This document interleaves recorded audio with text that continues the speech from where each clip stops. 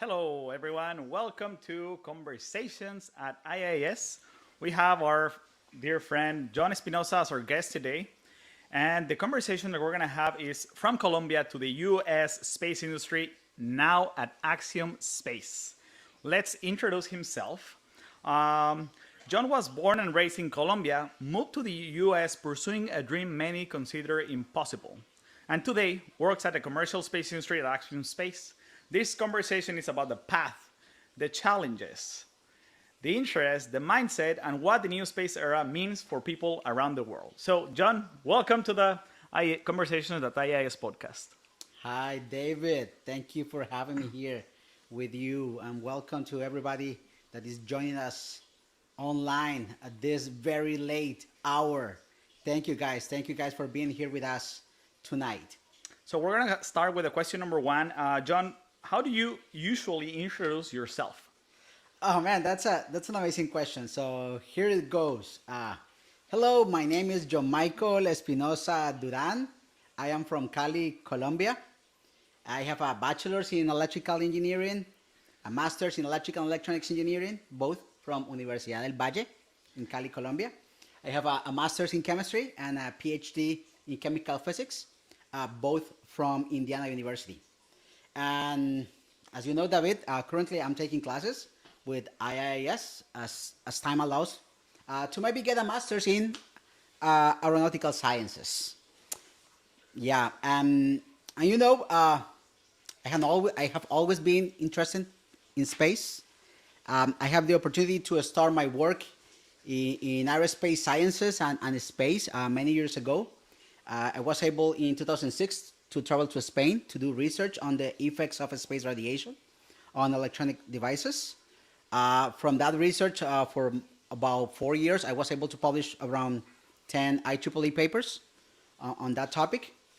And then when I was finishing my master's in Colombia, I traveled to Caltech in Pasadena, California, to do a research internship in nanoscience to study water transport through carbon nanotubes and to do multi-scale molecular dynamic simulations. Then, to tell you a little bit more about myself, I finished my PhD here in the US, and I went to work for Intel Corporation. You know, that big company that makes chips in our computers. I was initially working with them as a lithography process engineer, manufacturing, making the chips, all the chips that they do. I did that work in Portland, Oregon for about 4 years. And then I moved to Arizona, also with Intel, to be an R&D test engineer. I was basically supporting all the factories worldwide, testing the chips that Intel fabricates. In 2022, when I was taking my first class with IIAS, one of my colleagues, a dear friend of both of us, Matt Malkawi, Yes. told me, "Hey, have you considered working for Axiom Space?" I was like, "What is Axiom?" Back then I didn't even know what Axiom Space was doing for the industry. And I look online, the position that they have open, and I started looking for somebody, for a person. Yeah. I started looking for a Latino, to be honest with you, that was working for the company. Unfortunately enough, I was able to find Homero Gonzalez. So I contact Homero, I applied to a position that they opened, and I didn't get the job. I didn't get the job, but then I keep in contact with Homero, and they open another position. I applied for that, and I got the job. I got the job. Okay, wait. with the How group. did you contact Homero, or where did it come from? So I contacted Homero through LinkedIn, actually. You just started Googling and LinkedIn. I Googled it the and company, found it. Yes. And then the first Latino kind of last name, then you shoot him a Yep. message. Yeah, and he yeah, yeah, responded. yeah, That's yeah, beautiful. yeah. And that guy was honestly instrumental on helping me to get into the industry, into Axiom. Yeah, thanks God that everything worked out Good. the second time.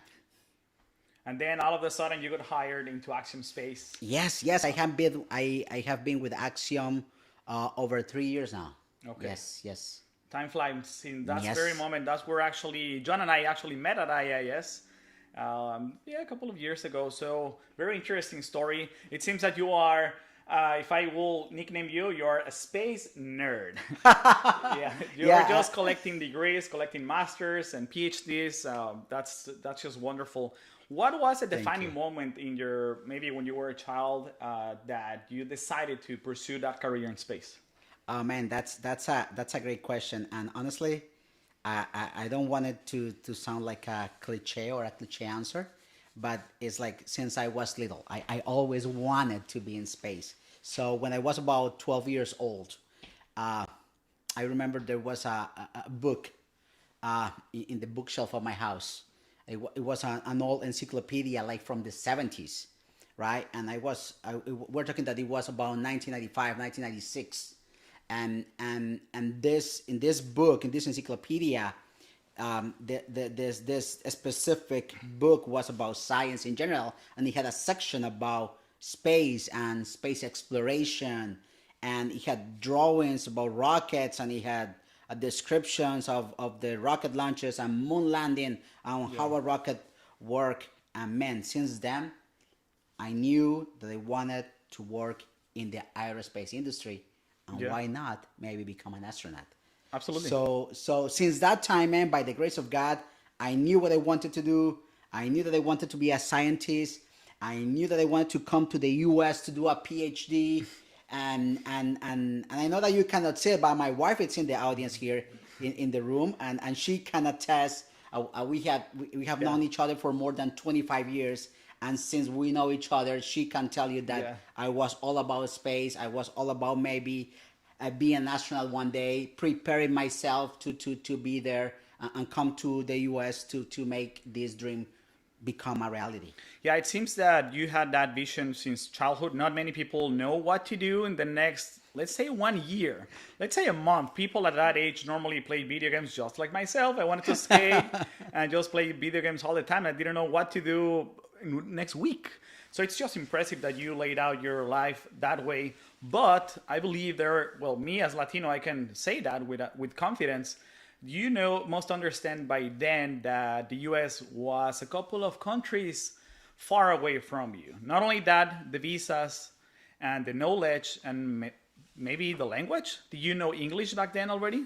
Oh man, that's a great question, because I understand what you're saying. I know where you're coming from, but fortunately, thanks God, my mom, Marlene Duran, I say hi to my mom. I know that she's watching us online. She put me in a school where I was able to learn English since I was little, since I was like 7 or 8 years old. Yeah. So by the time I was 14, 15 years old, I was fluent That in encyclopedia English. was in English or No, Spanish? that encyclopedia was in Spanish. Okay. Yeah. And what about the first time that you visited the US? Do you recall that? I do. Yes, I came to the U.S. in 2008, and I went to Florida for a conference on space radiation, No way. and I stayed with my cousin and her family, and they were very welcoming, very welcoming. They even took me to KSC, to Kennedy Space Center, to see the rockets and all that. So yes, I do remember the first time when I came to the US. Yes, it was not easy having this dream. It looked like something distant, difficult to achieve. But as you pointed out, yes, certainly because I had the English, Yeah. it was easier for me to consider that something reachable. But at the same time, I had the mindset that I was able to identify what were some of those features, skills, and characteristics that astronaut had. So I was able to say, okay, I need to do this, I need to do this, I need to do this, I need to prepare myself Yeah. so that I could do it. And that's what I had in my mind. And that's what I decided to go and execute and pursue. Beautiful. That's just laser vision. Congratulations for that. Just to clarify, the first time that you came to the US, you went to Kennedy Space Center. Is that correct? Yes. What was yes, going yes. through your mind? Okay, just FYI, the time that I went with you to Kennedy Space Center was just then where we met at IIAS. Yes. And when they unveiled the space shuttle, tears run through your eyes. Literally, you started crying. I did. Yeah, I was 30 something years old and I started crying. And the first time I came to the US, I was 20 something years old. And when I went to KSC, I also cried. And that's something that I appreciate a lot from my cousin and her family, my Boricua cousin who might be also Yeah, yeah. watching us right now. I love them so much because yes, they took me to that place, and then I went with you guys again Yeah. in 2022. Yes, it's an amazing experience. It's always an amazing experience. Even here in Houston, where we are right now, every time I go to Johnson Space Center, man, it's amazing. It's an amazing experience. Even if I go to the visitor center or if I go to NASA Johnson Space Center itself as part of my job responsibilities, it's an amazing experience. Yeah, 100%. For a person that is so prepared as you are and with so many knowledge about the space industry, what is it that impresses you the most when you go to those places and see the rockets themselves? Why do you cry? Is it the effort of humanity accomplishing something big as rockets, or the rockets that exploded that kill people, or what exactly put tears in your eyes? Man, it's twofold. I think so. What it meant for humanity, that people put their life at stake for the well-being of the humankind, which is something that I think we are willing to do, and the fact that they were not being selfish in doing that, and also to what we are talking about specifically, the unveiling of that a shuttle, what it meant, right? What we learned out of that is making us grow as in the space industry, and is making us grow as a society, because we learn a lot out of that, and we learn that slow is fast, Yeah. and that we have to be careful, and that the human life has extreme value. So all those things put tears in my eyes, and also being able to live that moment, man, that was beautiful. Yeah, absolutely. Especially sometimes we learn that the hard way, Oh, unfortunately. yes, But yeah, slow, steady. Yes, you can play. You can go as fast as you can and iterate as much as you want to, without playing with human lives. But yes, that's a yes. different moment. That's why many missions get delayed, and sometimes the unfortunate happens. And I believe at some point it may be normalized, as unfortunate as it is. We've been discussing this in person many times, but just as happens right now with, let's say, scuba divers or private pilots, they get killed every day just as driving a car. So it may be something like that in the near future, where we can see thousands of rockets launched per year, where maybe some people are going to be killing themselves in space for X or Y amount of reasons.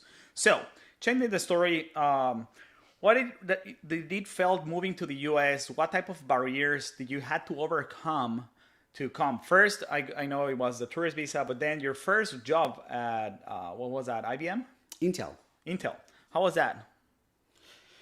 Man, yes. So barriers in general, in terms of coming from Latin America, yes. So yeah, the language is one. We need to acknowledge that, but that language comes with the culture associated with that, right? So the cultural differences were huge, and that was one of the challenges that I have to face. Working for Intel, fortunately, it was a very multicultural and international a group of people working there. So in general, I felt welcome.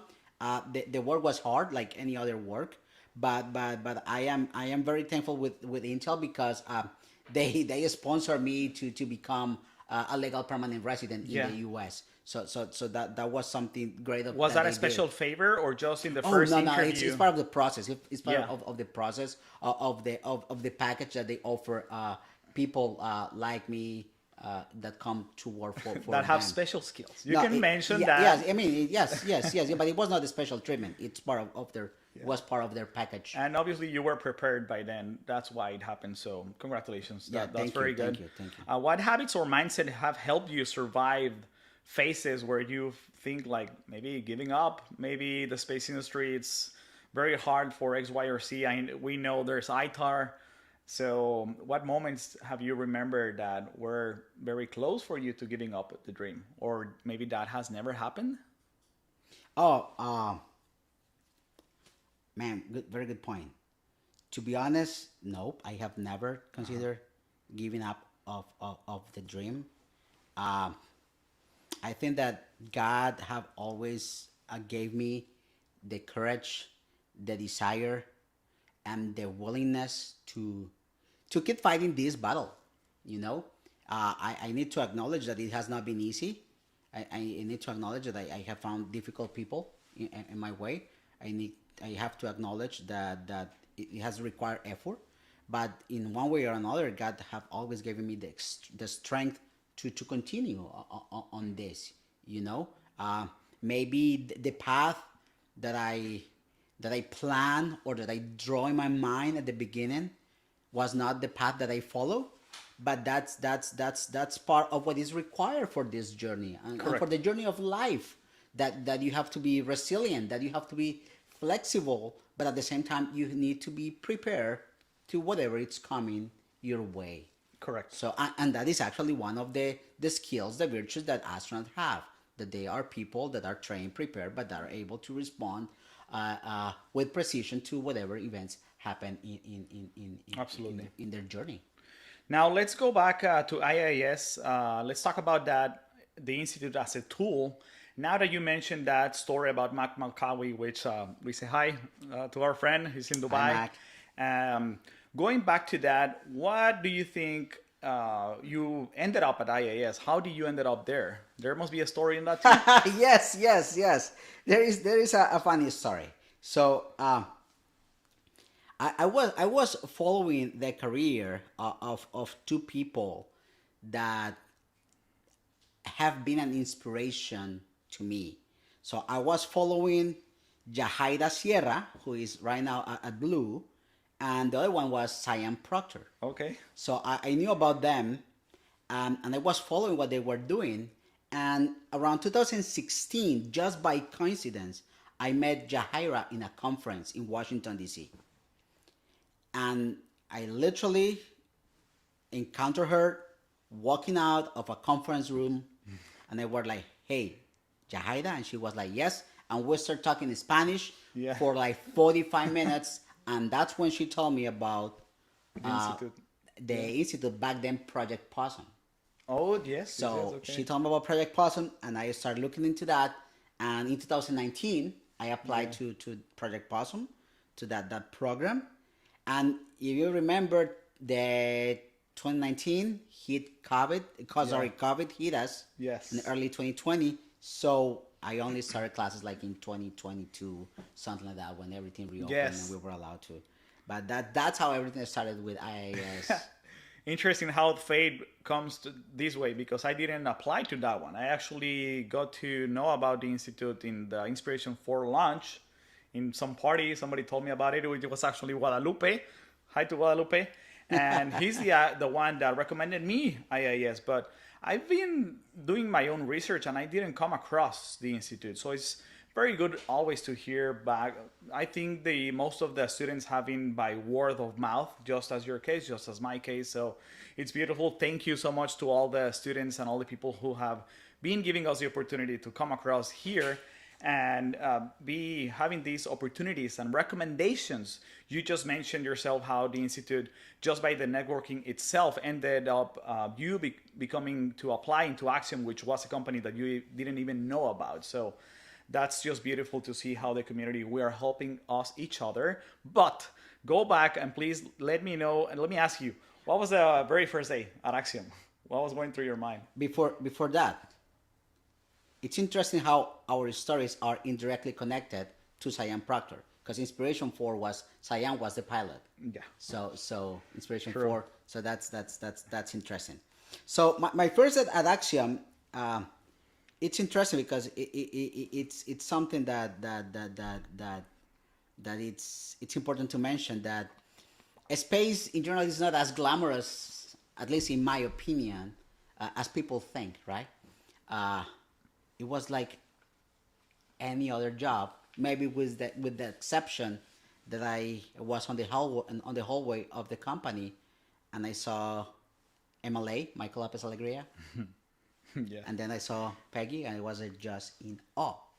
But other than that, it was like, yeah, it was a job with a desk, a Yeah. computer, and do work. Go do work. Go make it happen.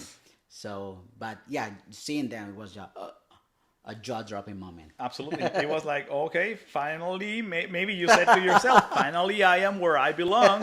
All this pursuit, which obviously your end goal is obviously supporting science and ended up Yes, being conducting science in space. We are yet to see you there in space. We know you're going to make it happen. It's someday, impossible hopefully. not to from that childhood dreams and all the effort you've been putting through. But to that very day where you were surrounded by astronauts, are just employees by the same company that you work for, and that you ended up being there just by all those efforts that you've been accomplishing Thank from you. many nights, days, years, decades of studying. So congratulations Thank you. again. Thank you.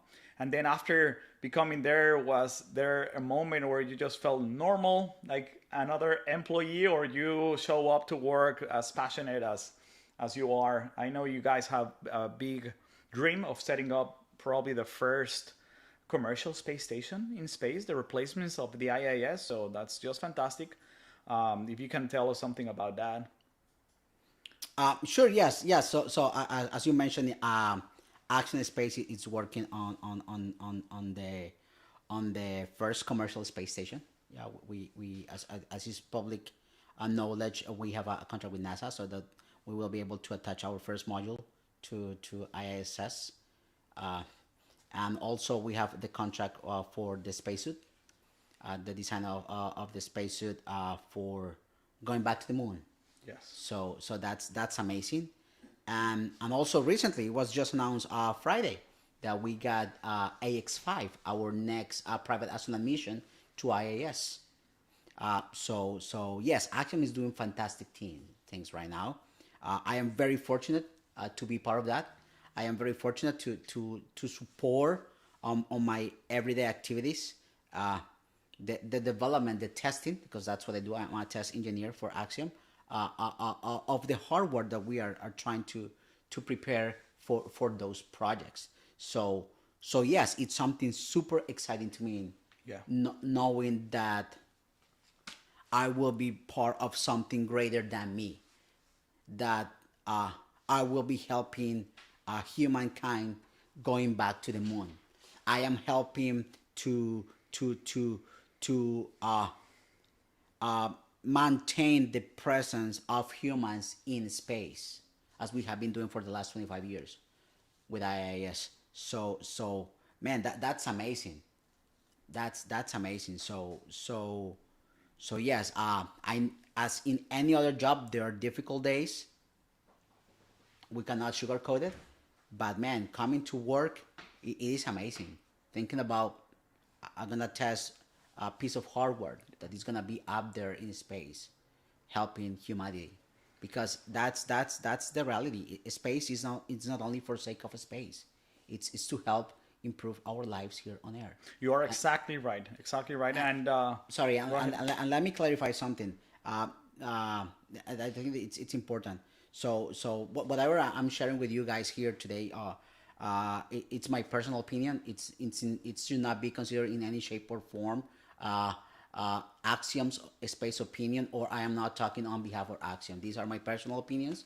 I work for them, but this is what I think about all these things. On a personal level. Yeah, thank you so much for clarifying that. Sure. And I know that you are also pursuing the masters with IIS and you've been attending many other classes at IIS. I actually enjoy a lot talking to you about how you describe each of those classes, because you have such a good memory that you can explain very good what you obtain from those classes. And you are one of the people that actually apply those lessons learned at the institute in the space industry. Maybe you can mention some examples, or tell us a little bit of what do you obtain from those classes and how do you apply them. Oh man, at this point in my career, I see a lot of value in the development of soft skills, and I see a lot of value in learning about yourself. And I think that IIAS, the classes taken, have helped me a lot on that direction.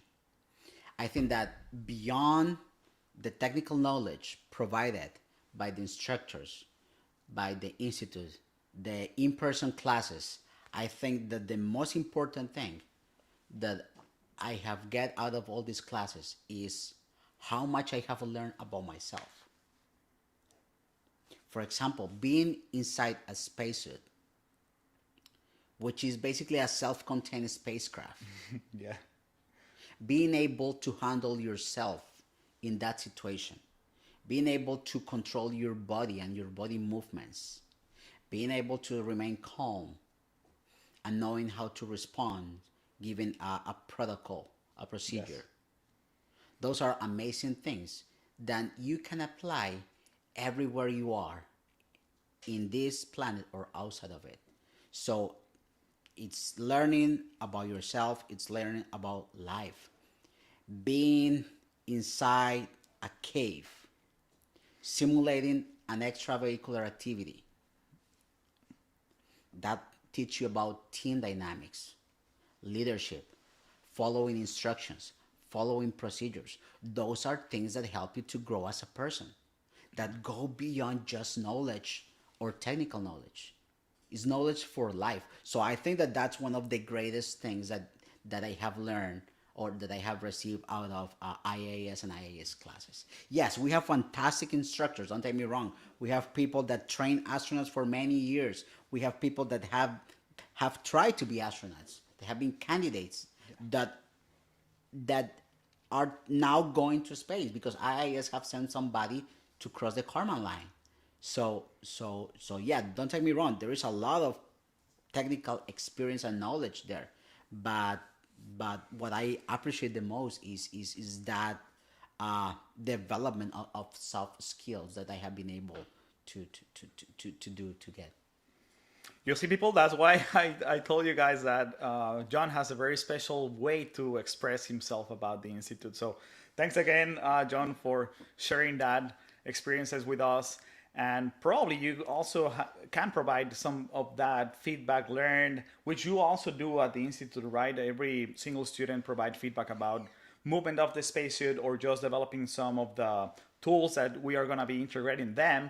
I believe the one that you put was some poles, like ski poles. Oh man, that was an amazing experience. Yes, so that actually that work, we published a paper in the IAC Baku a couple of years ago. So it was about how mobility aid devices like hiking poles can assist or improve the mobility of the astronauts during EVA, during extravehicular activities in the moon and Mars, because we were able to do to have access to the gravity offset that IAS has, and simulate moon and Mars gravity, and we were able to have access to 10 test subjects, if I remember correctly, and have each one of them traverse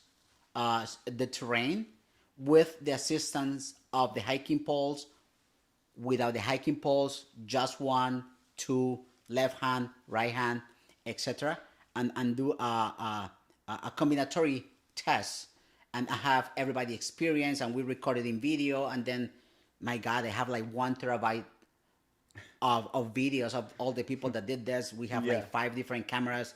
Took me a humongous amount of time to review, analyze all that data to publish that paper, but we were able to learn about the importance of having these mobility aid devices in future EVA activities in the moons and Mars, and which one is better, and how it can be accompanied by how to traverse. It's better hopping. It's better try to walk. It's better a hop with one leg forward, or like the bunny hop with the two together. So yes. I have on that regard, my experience with IIAS and being able to contribute to the development of space and space sciences has been very good, very good. Yes, it's just beautiful when we are in those simulations, simulating the lunar gravity, the Martian gravity, microgravity, attached inside a spacesuit, and just processing what you are gonna go through, and looking back at the training for Apollo astronauts is just very fun and very humbling experience Yes. to do that ourselves in a different scale, of course. But it's just very good to have creative ideas into developing those such tools. I think we all remember about those videos from the Apollo astronauts falling on the moon. Yep. And that actually brings some trouble when they are coming back to the spacecraft. They bring a lot of dust in those spacesuits, which I believe they can affect a lot in the HVAC systems. Is that correct? Yeah, The yeah, yeah. filters. In the supports in the life support system of the spacecraft. Yes, yeah, and also falling could damage the spacesuit, could rip the spacesuit. One of them almost cracked his helmet, which will be a catastrophic failure. So yes, there are many things why. Yes, we need to improve the mobility of the spacesuit, but also these aids, these mobility aids, could help the astronauts to be safer. You mentioned going in the cave, part of an IIS. It's one of the trips, I believe that was during geology class. Yep. Can you yep. tell us a little bit more about what did you learn on that class? Man, that was also fun and good, because we also published a paper out of that. That it was presented also in IAC. And oh man, in that one, as I mentioned before, yeah, just the learning experience of doing simulated EVA, learning about the team dynamics, identifying characters in people, and learning how to lead them in this process, because everybody behaves differently, and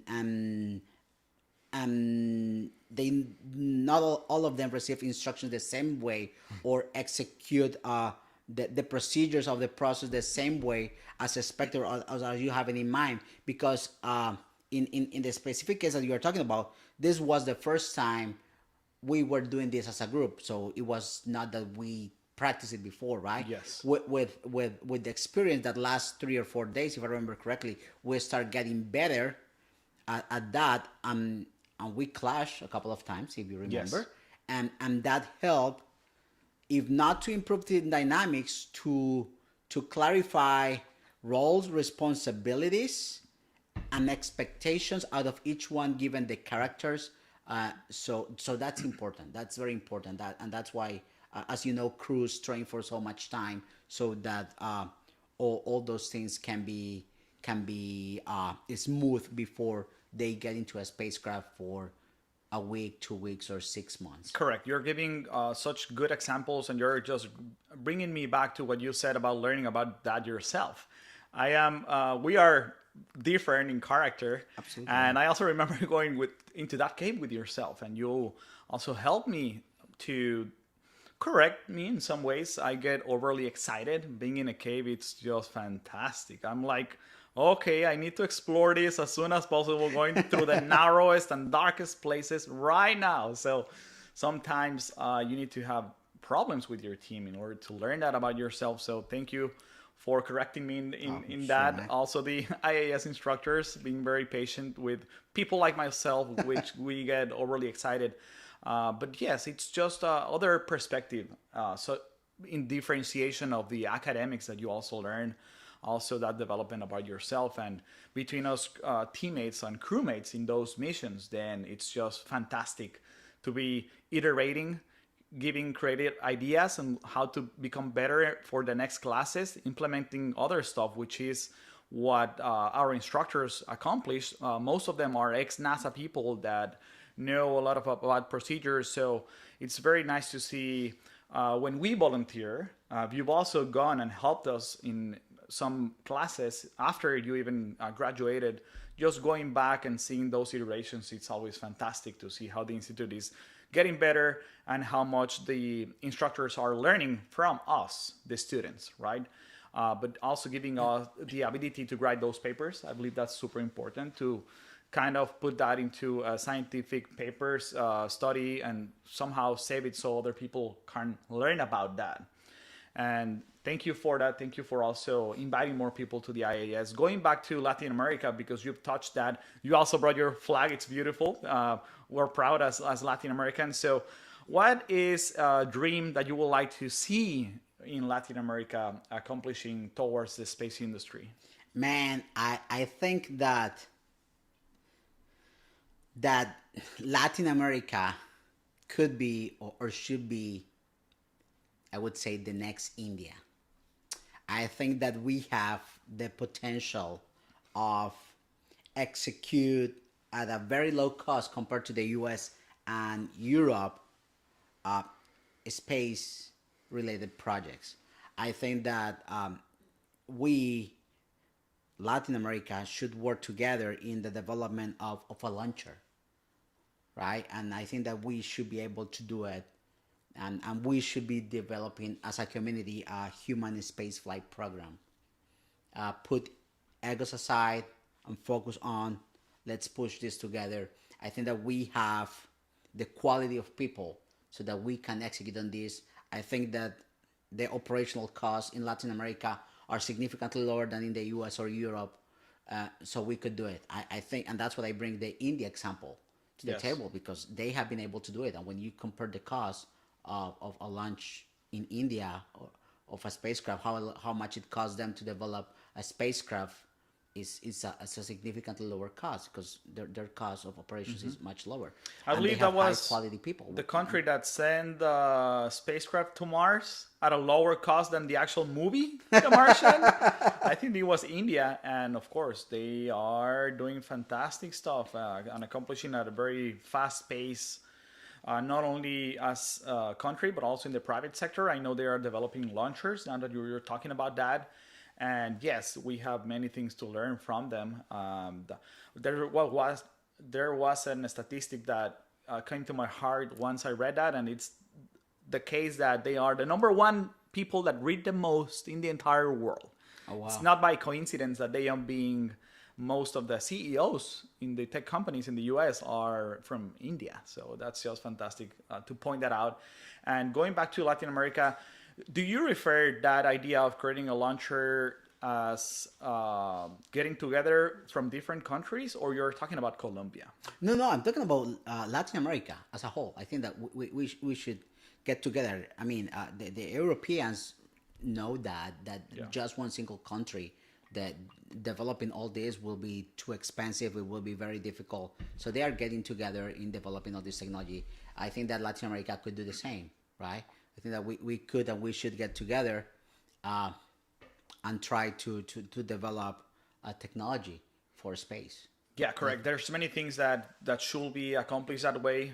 We know that there's going to be probably an exponential level of growth of satellites. In my opinion, more than a launcher, I believe the launcher factor is gonna get solved by the rocket that's behind you, the Starship. I think that's gonna be the one that is gonna be providing most of the tonnage and kilograms to space at a cheaper level, probably 10x or 1000x. So if we should focus on something, it's production. I think Latin America is good at that. I think we should focus on developing more space stations, maybe small space stations, just as Axiom is doing, or a constellation of small satellites. We are seeing now that SpaceX is asking for permission to send 1 million satellites. We know Amazon Leo is doing the same. Planet Labs is doing the same with constellations of satellites. So I think it's gonna come to a future just as a movie. What's that? The movie of the little cube that has it's a very dirty space. It's a robot with a Wally? planet. Yes, Wally? yes, Wally. Just as that, pollution, space pollution is gonna happen, and we are already looking at. If you look at the graph, right? If you study the development of constellations of satellites, it's exponential, and it's nobody saw that it was going to be sending hundreds of or thousands of satellites a year. So it's getting crazy. And this is for the better of humanity. We all know those applications are greatly benefiting Earth, unless you oppose. Do you have an opinion about that, connecting the Earth through those satellites? Do you think we should respect?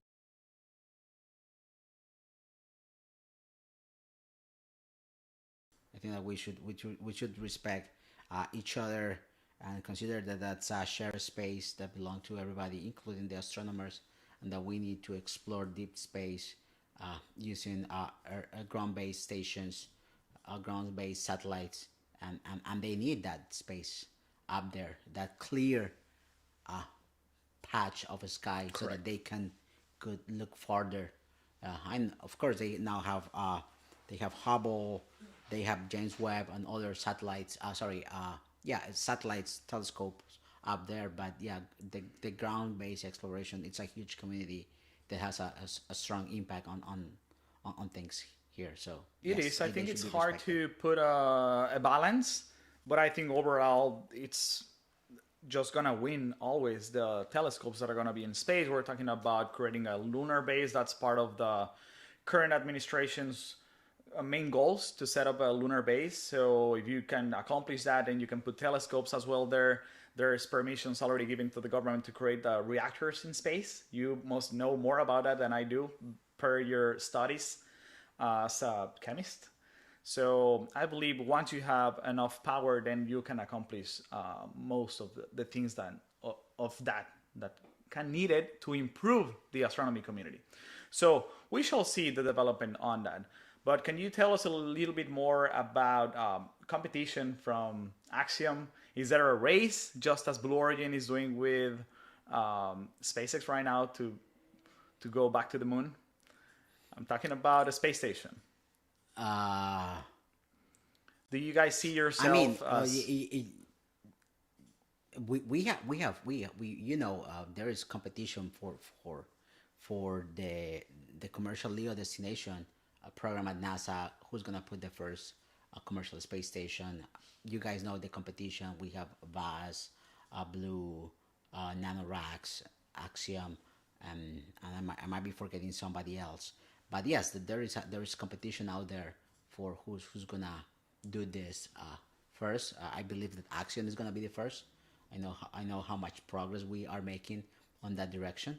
So so and and we have the contract to dock to ISS, which is very unique. Yeah, nobody can say that as a true fact. So Yeah. that's just fantastic. Hopefully, we can see a future where many organizations have their own space stations over there for people to have it. We know the by 2030. Yeah, what they say is that between 28 and 30, yes. So let's go back to the final questions regarding the institute. How do you see organizations just like IIS playing a role in the future of space and connecting people towards the space industry? As a Latin American, what can you tell about that? I think that what you just said is key.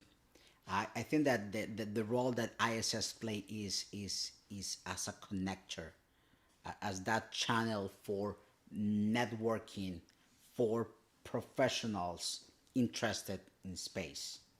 I think that IIAS can also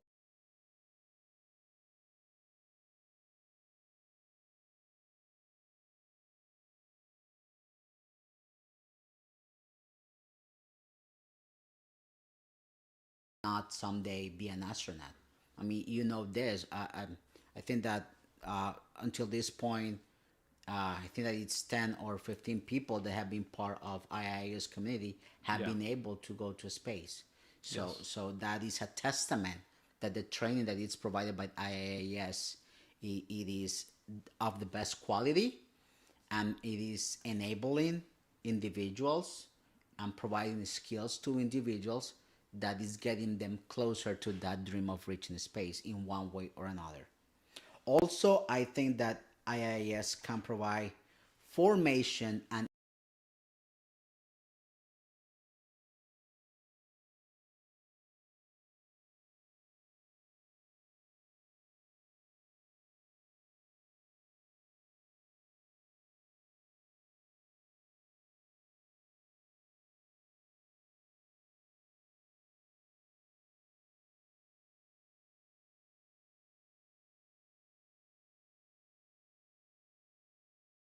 careers that traditionally have not have a place in space. But Yeah. IIS is opening the doors for Yes. them to have access to this training, this information, and this formation. And I think that that is crucial and that is beautiful because Yes. as an engineer and a scientist, I need to acknowledge that artists and people outside engineering and traditional science have the ability to think and communicate differently and Yes. far better than what we could do, right? Yeah, unfortunately, scientists and engineers are not the best communicators out there, and but artists have ways to communicate with words. If you're a writer, or with a paint, Yes. if you are a painter, or with a picture, if you're a Yes. photographer, right? So I think that it's very important to have that type of access, and IIS is playing a crucial role in doing that. Yes, having people of more than 60 countries, more than 500 students, it's just the pride. It's one of our main values. Thank you for pointing that out. And it's just impressive to see how each professional represents space in their own way. That gets very creative. I know me coming from a business background, I was just like, oh, damn, what am I doing here? Imposter Imposter syndrome. I'm like, syndrome, yeah. no, I don't belong surrounded with people like yourself, but it's just always good to see that in every class. Yep. People, when they enter, they feel that way, and they ended up being one of the people that actually get talked about from what they do, because it's the Yep. difference that highlights. So that's just beautiful to see. What needs to change for more Latin American professionals to enter the industry? What do you think it's a problem? Um, Unfortunately, there is a lack of undergraduate and graduate programs in aerospace engineering in Latin America. So I don't think that we have people prepared enough to enter the aerospace industry. So we need more programs in our countries to prepare professionals in this area. I think that that is key. Apart from that, do you think that maybe the people consider space as a joke, as too far away, or it's just the demand? Do you think the demand is there? I don't think that it's a joke. Yes, I agree with you. I think that they think that it's far away, that it's a topic of rich countries. I have heard that before. I have heard that from even politicians Yeah. in our countries. They people know that it's difficult, and so yes, I think that it's a combination. But I think that both of us are a testament, a proof that it is possible, right? And I think that that's one of the reasons why we are here today, to show and motivate people, and say, as we said in Spanish, "Si se puede." Well, sí, sí, sí, Yeah, si claro, se claro. puede. You can do it. You can do it. So yeah, it's hard. It's not easy, but it is no joke. But yeah, you can do it. It's real, and it's It is something that real. is growing, and it's something that is gonna Yes. get to Latin America, Yeah. uh, most likely within the next decade. Yeah, and to your point, to what you mentioned, the demand is growing, as you mentioned. The commercial space industry is growing like crazy, not only in the U.S. but in Europe and other countries out there. So the demand is growing, and we will need more professionals in Yeah. this industry. Yeah. What about the demand within the country? Do you think young people are asking their own governments, their own schools to create more education programs that are related to space? To rephrase the question, do you think the next generation of students are getting more attached into space? I think that Artemis will play a crucial role in that. In, let me use this word, in resuscitating the passion Yeah. for space. I think that Artemis will stimulate those younger minds, and get more people interested in space. Right now, there is a huge commercial endeavor, and there is a lot of economical interest. Yes. But we need more of that passion that we see from baby boomers, and so on, from that are from the Apollo era, so or from True. the early shuttle days. Yeah, Artemis will be this thing that's gonna trigger us again. Yeah, you're getting me excited. Yes, honestly, we haven't gone through that. We believe that humanity reached the moon. We certainly know that as a fact, uh, but we haven't experienced that. We haven't been alive where humanity has landed in other earthly bodies. So it's just going to be impressive, and we are about to go around the moon probably in the next month or so, and hopefully your statement can come through and can ignite the spark that you found in yourself when you were a child. Just landing on the moon again, it's going to be impressive, and hopefully both the US and China can accomplish that in the next couple of years to inspire the next generations of people, workers, and companies that are going to come in order for countries just like India, you mentioned, Latin America, can accelerate their own paths, yeah, and be welcome in the space industry. So let's cheer for Artemis, and let's go and watch it in person. Hopefully, you can ask for some PTO to go there. Yeah. Okay, next question. We're about to finish, so people please start asking questions in the chat, either in the WhatsApp chat or here on YouTube, please. One skill that every space professional needs. What do you think is the most important one? Oh man, I struggle with this daily in my job, unfortunately or fortunately. It's communication. uh, People need to learn and develop skills to be a good communicator, to communicate clearly, to communicate efficiently. Do you think we're going worse throughout, let's say, social media? It's making it worse. People are wanting to multitask. I'm guilty of that. Man, But COVID didn't help us. Okay. COVID isolating us and all that. Having a one-to-one conversation sometimes very difficult, and whatnot. People might be good at typing an email or whatnot, or but yeah, in-person communication, unfortunately, it's something that people are lacking a lot. So they need to develop good communication skills, and that goes together with the development of very good uh, people skills, social skills, right? Because you work in a team, you don't work in isolation. Some engineers like to work in isolation. Oh, let me here in front of my computer doing my job, doing my design work. Yes. Or me in front of this machine Yes. doing whatever process I need to do. No, you work as part of a team. You need to talk to people. You need to communicate to people and work together to make this thing happen. So, yes, I think that communication skills and people skills are fundamental. Yeah, what a beautiful answer. It's great. Great. I've never thought an answer regarding that. One misconception about working in space.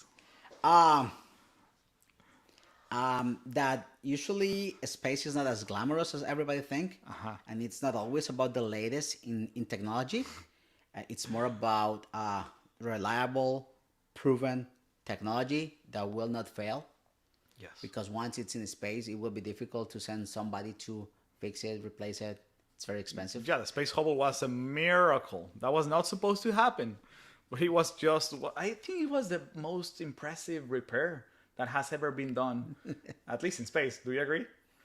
Fixing the Oh man, blurriness. I don't know everything. So yeah, it was impressive, certainly. Yes, yes, yes, yes, yes. And John, one piece of advice for IIAS students. Man, I was talking with somebody today about this. It's like, hey, people, you need to get out of your comfort zone and network. Network, go out and meet people in the industry, show your work, tell them what you do, tell them what you want to do, and promote yourself. Sometimes, as I mentioned before, engineers are not good communicators, but we need to do better. And I think that's something that will help the IIS community in general, and whoever wants to be part of this is come and network, go out and network, and Yes. and tell other people, hey, I want to do this. I would like to do this thing or that thing. I want to prepare on this or that field, and you don't know who might be listening to you, and that might be the person that you needed to know or to meet. That might be the one that's going to enable you to do that. 100%. Yeah, I think you just hit the target. And it's just throughout free events that I've attended that I've come to end up where I am in the space industry, and just by networking. And I think us as the community with 500 plus members, let's use that to more for an advantage. So hopefully with conversations at IIAS and just what we are doing, we want to do more of this. We want to be even more open to community, even non-members, right? Or creating parties for our own members here at Houston. We have one question from a YouTuber.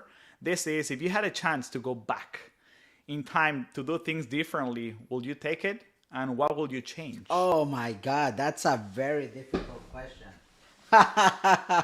If you ask my wife, I know what she would answer. But oh my God, if I would have the chance to go back in time, yes, I think that I will take it. And what would I have done differently? I think that due to my personality as an engineer, I am very rigid, very square. So I would say I would be more spontaneous in some of the interactions and relationships that I have built with family and friends. I think that being a little bit spontaneous for me would have helped me to had probably enjoy more life in some aspects, in Yes. some moments. Any specific time back? No, I don't know. I'm not sure. Yes, on how squared you are as an engineer. Oh God, you bring me back to the time that we both shared a trip. We got to the airplane, and you were reading all the little details of the spacecraft, how to eject, how to get out. I was like, what is he doing? Does people like this really exist? I've only seen that in movies. It was very funny to see you just focus reading all about the facts. Okay. I always do it every time. As I said before, my wife Nini is here, and she can attest that I always do it, even though I have been 20 times in an Airbus 320 Neo. I always read those emergency instructions. Maybe you are And you just should always do it. Yeah, okay. That's a good point. Yes. Just don't attracting yourself by doing that. Other question: what would you like to do in space, on your space flight? Oh, I love that question. Go to the moon. I am a moon person. I would love to go to the moon. Not to Mars. Yeah. I think that given the current plans, it will take too long, and we're not sure if we are coming back or how we're coming back. Yeah. So I will go back to the moon. I think that the path to the moon is clear, it's better, and help settle in a permanent station in the Yes. moon. I think that would be fantastic. I'll take a one-way ticket to Mars, but, I but will not. just to be more specific on the moon, what do you want to do? Will it suffice just to go around the moon?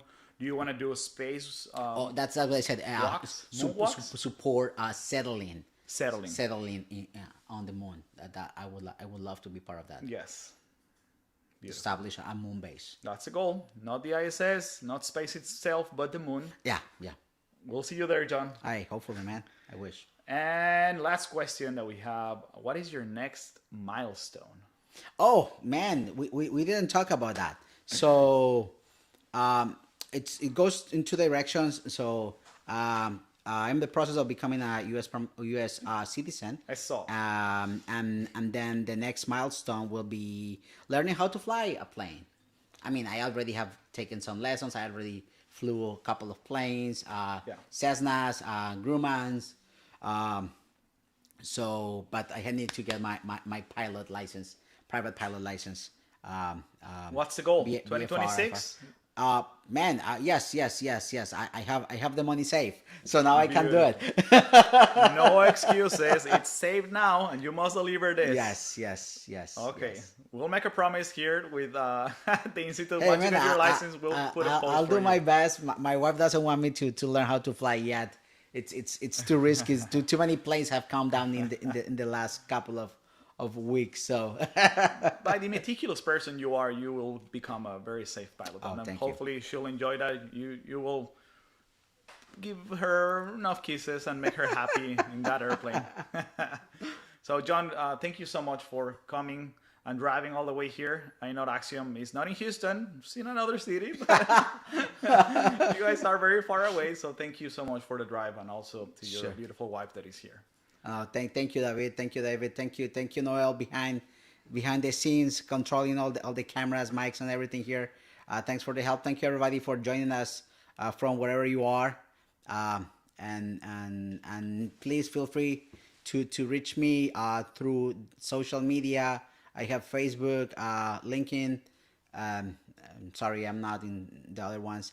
But yes, if you want to talk to me, send me a message. I'm open, available, willing to talk to you. How can help they you. look you up? John Michael with Espinosa? my name, yes, John Michael Espinosa Duran. You can see it there, the Beautiful. bottom of the screen. What's my name? So yeah, you can find me that way. Fantastic. Well, thank you, family. This was another episode of Conversations at IIAS. Thank you, Noel, for making this beautiful set. We are having very much compliments in both YouTube and also our own WhatsApp channel. So thank you so much. We hope to increase the quality, invite more people in person. I believe there's a different connection than internet. But yes, thank you so much, guys, to attend this episode. Thank And you, see everybody.